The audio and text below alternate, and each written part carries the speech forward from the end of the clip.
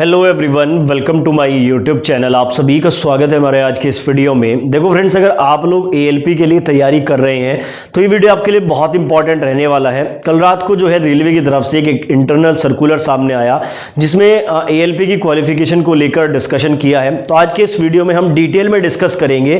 देखो, बहुत सारे जो स्टूडेंट हैं वो अभी भी कंफ्यूज हैं थोड़ा सा क्वालिफिकेशन को लेकर और एज को लेकर। तो इस वीडियो में आपके सारे डाउट मैं क्लियर कर दूंगा। साथ ही मैं आपको एक चीज और बता दूं, एएलपी का इंटरनल नोटिस आने का मतलब ये है कि कहीं ना कहीं न्यू वैकेंसी के लिए तैयारी चल रही है, क्योंकि इस तरह के जो नोटिसेस होते हैं जिसमें क्वालिफिकेशन हो गया या एज हो गया, इस तरह की चीजें जब डिस्कस की जाती हैं तो ये स्टूडेंट को नोटिफाई करने के लिए कि आने वाली वैकेंसी में ये चीजें एप्लीकेबल रहेंगी। तो कहीं ना कहीं आप लोग कह सकते हैं कि एक छोटा सा हिंट है कि नई वैकेंसी जो एएलपी की है वो आपको जनवरी के आसपास या फिर इलेक्शन से पहले देखने को मिल सकती है। तो आपको चीजें प्रिपेयर करनी पड़ेंगी। आपको पता होना चाहिए आपकी जो आईटीआई की ट्रेड है क्या वो एएलपी के लिए एलिजिबल है। टोटल 15 ट्रेड जो आईटीआई की हैं वो यहां पर एलिजिबल रहेंगी, वो स्टूडेंट इसमें अप्लाई कर पाएंगे। तो एक एक चीजें हम लोग डिटेल में डिस्कस करेंगे। वीडियो को स्किप मत करना, चाहे आप वीडियो को फास्ट फॉरवर्ड करके देख सकते हैं, लेकिन कंप्लीट वीडियो जरूर देखना। सारी इंफॉर्मेशन आपको देने वाला हूं। और वीडियो पसंद आए तो चैनल को सब्सक्राइब करके बेल आइकन को प्रेस करना बिल्कुल ना भूले। तो एएलपी यानी कि असिस्टेंट लोको पायलट की हम लोग बात करने वाले हैं। अगर हम बात करें नंबर ऑफ वैकेंसी की, तो देखो हालांकि अभी इसके बारे में कोई आइडिया नहीं है, लेकिन लास्ट टाइम काफी अच्छी संख्या में एएलपी टेक्नीशियन की वैकेंसी आई थी। तो इस बार भी उम्मीद है कि 30,000 प्लस तो वैकेंसी आपको जरूर देखने को मिलनी चाहिए। और अगर एएलपी टेक्नीशियन को मिला के देखें तो 50 से 60,000 वैकेंसी आनी चाहिए। बाकी नोटिफिकेशन जब आएगा पता लग जाएगा। अब यहां पर मेन मुद्दा जो है वो क्वालिफिकेशन ही है। क्वालिफिकेशन की अगर हम बात करते हैं तो 3 तरह के स्टूडेंट यहां पे अप्लाई कर सकते हैं। सबसे पहला 10th प्लस आईटीआई। देखो, जिसने 10th के बाद आईटीआई किया है वो इसमें एलिजिबल रहेगा। सवाल उठता है कि जो आईटीआई है वो किस ट्रेड से किया हो। तो टोटल जो यहां पर 15 ट्रेड बताई गई हैं जो रात नोटिफिकेशन देखने को मिला है। अब मैंने उसको पिछले 2018 वाले नोटिफिकेशन से भी मैच किया है, तो वहां पर भी यही 15 ट्रेड जो है वो बताई गई हैं। अब ये 15 ट्रेड कौन कौन से, सबसे पहले बात कर लेते हैं। सबसे ज्यादा स्टूडेंट जो करते हैं वो फिटर से आईटीआई करते हैं। तो फिटर यहां पर एलिजिबल रहेगा, इलेक्ट्रिशियन एलिजिबल रहेगा, इंस्ट्रूमेंट मैकेनिक एलिजिबल रहेगा, मेंटेनेंस मैकेनिक एलिजिबल रहेगा, मैकेनिक रेडियो एंड टेलीविजन से अगर आपने आईटीआई की है तो भी एलिजिबल रहेंगे, electronic mechanic, motor mechanic, wireman, tractor mechanic और armature and coil winder, mechanic diesel, heat engine, उसके बाद टर्नर है, मशीनिस्ट है, refrigeration and AC mechanic. Total 15 trade यहां पर बताई गई हैं। अब देखो, काफी स्टूडेंट ने इनसे अलग भी किसी ट्रेड से आईटीआई की होगी, तो देखो यहां पे नोटिफिकेशन के अकॉर्डिंग तो वो लोग एलिजिबल नहीं रहेंगे।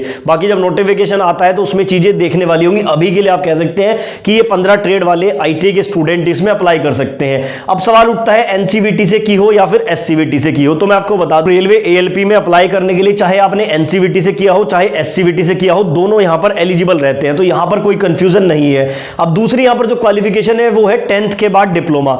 10th करने के बाद बहुत सारे स्टूडेंट 3 ईयर का डिप्लोमा करते हैं, तो वो भी यहां पर एलिजिबल रहते हैं। लेकिन 4 जो ट्रेड है या 4 आपकी ब्रांच है वो यहां पर बताई गई है, मैकेनिकल, इलेक्ट्रिकल, इलेक्ट्रॉनिक्स और ऑटोमोबाइल। इन 4 में से अगर आपने 3 साल का डिप्लोमा किया है तो आप एलिजिबल रहेंगे। अब यहां पर भी एक सवाल उठता है लेटरल एंट्री का। काफी स्टूडेंट क्या करते हैं, 12th करने के बाद 2 साल का डिप्लोमा करते हैं जो लेटरल एंट्री के थ्रू होता है, उनका 1 साल यहां पे कम हो जाता है। तो अब देखो, लेटरल एंट्री के रिगार्डिंग मैंने नोटिफिकेशन 2018 वाला भी देखा है, तो उसमें कुछ चीजें मेंशन नहीं है। वहां पर क्लियरली ये लिखा हुआ है 3 ईयर डिप्लोमा। अब ये देखने वाली बात होगी जब ऑफिशियल नोटिफिकेशन आएगा कि वहां पर लेटरल एंट्री को एलिजिबल करते हैं या नहीं करते हैं। अभी के लिए आप कह सकते हैं 50-50 चांसेस है कि लेटरल एंट्री एलिजिबल होगा या नहीं होगा। तो लेटरल एंट्री वाले जो स्टूडेंट है वो भी निराश ना हो, उनके लिए भी यहां पर चांसेस बनते हैं। बाकी तीसरी यहां पर क्वालिफिकेशन होती है बीई बीटेक। अगर किसी ने बीटेक किया है मैकेनिकल, इलेक्ट्रिकल, इलेक्ट्रॉनिक्स और ऑटोमोबाइल से, तो वो भी एएलपी के लिए अप्लाई कर सकता है। साथ ही मैं एक चीज मेंशन करना चाहूंगा, मैं यहां पर सिर्फ एएलपी की बात कर रहा हूं, टेक्नीशियंस की बात नहीं कर रहा हूं। नोटिफिकेशन जो 2018 वाला था वो एएलपी टेक्नीशियन को कंबाइन था, लेकिन मैं सिर्फ एएलपी की बात कर रहा हूं। अब देखो,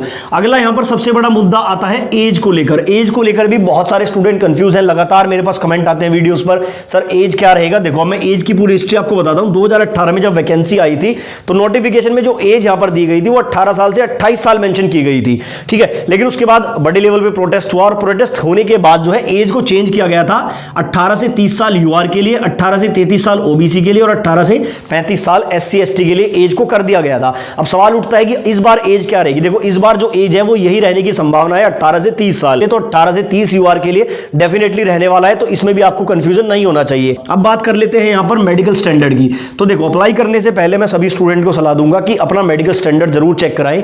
एएलपी के लिए लिए मेडिकल स्टैंडर्ड A1 मांगा जाता है। अब इसके रिगार्डिंग में एक सेपरेट वीडियो बनाऊंगा कि ये A1 मेडिकल स्टैंडर्ड होता क्या है, किस तरह से आप एग्जाम से पहले इसको चेक करा सकते हैं, सारी जानकारी मैं एक नेक्स्ट वीडियो में आपको दूंगा, तो चैनल को भी सब्सक्राइब कर लेना। अभी के लिए मान लो कि अप्लाई करने से पहले मेडिकल स्टैंडर्ड की आपको जानकारी जरूर होनी चाहिए कि आपका मेडिकल स्टैंडर्ड A1 है या फिर नहीं।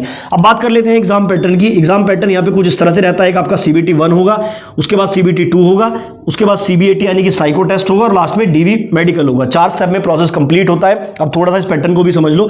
CBT 1 बेसिकली आपका यहां पर जो है ये क्वालिफाइंग रहता है, मतलब कि इस पे आपकी मेरिट नहीं बनती है, इसके आधार पर आप CBT 2 में जाते हैं। मैथमेटिक्स के 20 क्वेश्चन आते हैं, रीजनिंग के 25, साइंस के 25 और जीके और करंट अफेयर के 10 क्वेश्चन। 75 क्वेश्चन का होता है, 60 मिनट का टाइम मिलता है। इसमें अगर आप क्वालिफाई कर लेते हैं, जितने गुना कैंडिडेट ही लेंगे CBT 2 के लिए, फिर आप CBT 2 में चले जाएंगे। मेन CBT 2 आपका रहता है, CBT 2 में एक पार्ट A रहता है और एक पार्ट B रहता है, ठीक है। पार्ट A की अगर मैं बात करूं तो मैथमेटिक्स के 25 क्वेश्चन, रीजनिंग के 25 क्वेश्चन और आपका जीके करंट अफेयर के 10 क्वेश्चन, और यहां पर एक नया सब्जेक्ट ऐड हो जाता है, बेसिक साइंस एंड इंजीनियरिंग। इसके 40 क्वेश्चन आते हैं बेसिकली, और इस तरह से 100 क्वेश्चन 90 मिनट का आपको समय मिलता है। टाइम की कोई ज्यादा दिक्कत नहीं है, लेकिन कुछ स्टूडेंट परेशान रहते हैं बेसिक साइंस एंड इंजीनियरिंग को लेकर। तो मैं आपकी जानकारी के लिए बता दूं, बेसिक साइंस एंड इंजीनियरिंग और कुछ अलग नहीं है, आपका फिजिक्स का ही एक पार्ट है। इसके बहुत सारे चैप्टर तो फिजिक्स से मैच करते हैं। इसके रिगार्डिंग भी मैं एक सेपरेट वीडियो बना दूंगा।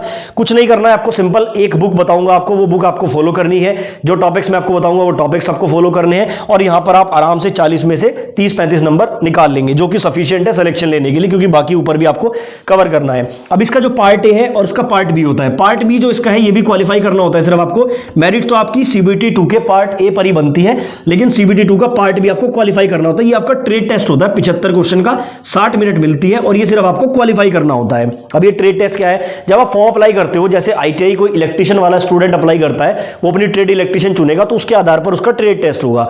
ऐसे ही यहाँ पर डिप्लोमा वाले जो स्टूडेंट है उनका अलग अलग रहता है, तो इसके लिए भी मैं आपको नेक्स्ट वीडियो में डिटेल में बता दूंगा। अभी के लिए आप समझ लो कि आपको क्वालिफाई करना होता है। इसको आप क्वालिफाई करते हैं, उसके बाद आपको साइको टेस्ट यानी कि CBAT होता है, उसके बाद DV मेडिकल के बाद फाइनल ज्वाइनिंग हो जाती है।